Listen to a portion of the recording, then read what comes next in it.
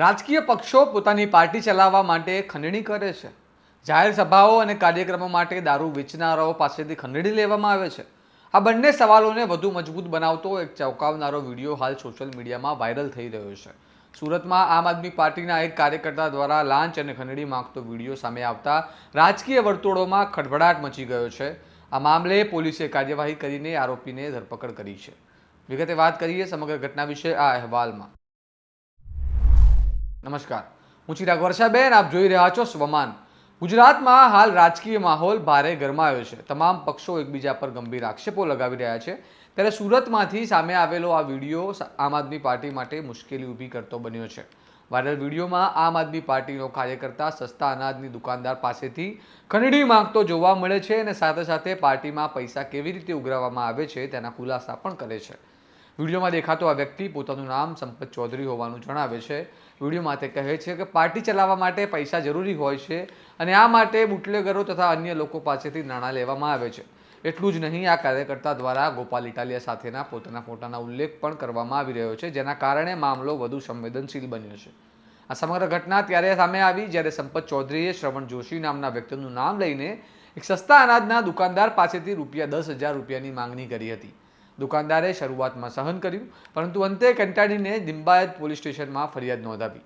ફરિયાદના આધારે પોલીસે કાર્યવાહી કરીને સંપત ચૌધરીને ઝડપી પાડ્યો. હવે પહેલા તમે આ વાયરલ વિડીયો જુઓ.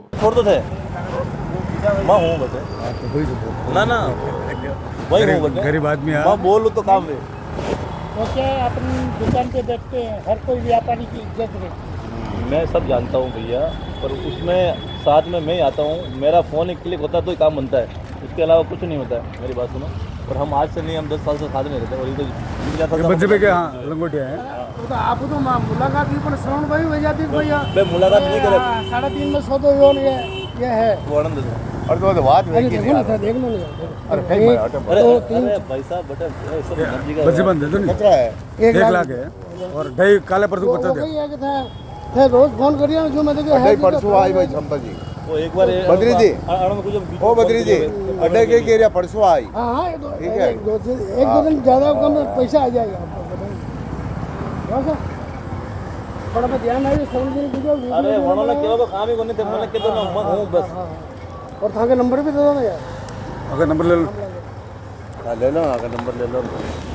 આ વિડીયો સામે આવ્યા બાદ માત્ર આમ આદમી પાર્ટી પર જ નહીં, પરંતુ સમગ્ર વ્યવસ્થા પર સવાલ ઊભા થાય છે. જો સસ્તા અનાજની દુકાનો પાસેથી ખંડણી માંગવામાં આવે છે તો શું ત્યાં મોટા પાયે કાળા બજાર ચાલી રહ્યું છે? અને જો દારૂના ધંધા કરનારા લોકો પૈસા આપે છે તો એ સ્પષ્ટ સંકેત નથી કે દારૂ ખુલ્લેઆમ વેચાઈ રહ્યો છે અને પોલીસ તંત્ર આંખો મીચીને બેઠું છે? પોલીસ દ્વારા ધરપકડ બાદ આરોપી સંપત ચૌધરીએ પોલીસ સમક્ષ શું કહ્યું તે પણ મહત્વનું છે. સાંભળો તેમણે શું કહ્યું. મારું નામ સંપત રમેશભાઈ ચૌધરી છે. અમે સસ્તા અનાજની દુકાન પર શરણભાઈને કહેવાથી અમે જતા હતા અને 25-25 હજારના હપ્તા બાંધેલા હતા.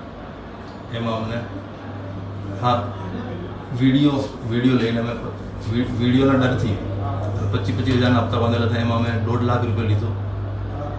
એમાં મારા કોઈ પૈસા છે નહીં, એ બધા પૈસા શરણભાઈના જ છે અને એના ભાઈ ગયા છે. આ સમગ્ર ઘટનાએ આમ આદમી પાર્ટી સામે ગંભીર સવાલો ઊભા કર્યા છે. અગાઉ પણ પાર્ટીના કેટલાક કાર્યકર્તાઓ પર નાણાકીય ગેરરીતના આરોપ લાગી ચૂક્યા છે. ઉપરાંત આમ આદમી પાર્ટીના ધારાસભ્ય ચૈતર વસાવા પર 75 લાખની ખંડણીના આરોપ મનસુખ વસાવાએ લગાવ્યા છે. તેનો કલેક્ટરે હામી પણ ભરી છે. હવે આ વાયરલ વિડીયો અને પોલીસ કાર્યવાહીથી આ આરોપોને વધુ વેગ મળ્યો છે. સવાલ એ છે કે શું માત્ર એક વ્યક્તિની હરકત છે કે પછી કોઈ વ્યવસ્થિત ઉઘરાણાનું નેટવર્ક કામ કરી રહ્યું છે? અને સૌથી મહત્વનું, આ મામલે આમ આદમી પાર્ટીનું શું ખુલાસો કરે છે તે છે. આ સમગ્ર ઘટનાને લઈને તમારું શું મંતવ્ય છે અમને કમેન્ટ કરીને જરૂર જણાવો. આવા વિગતવાર અને વિશ્લેષણવાળા સમાચાર જો તમને પસંદ હોય તો સ્વમાનની ચેનલને લાઇક કરો, શેર કરો અને સબસ્ક્રાઇબ કરવાનું ભૂલતા નહીં. જોડાયેલા રહો તમારા સ્વમાન સાથે. નમસ્કાર.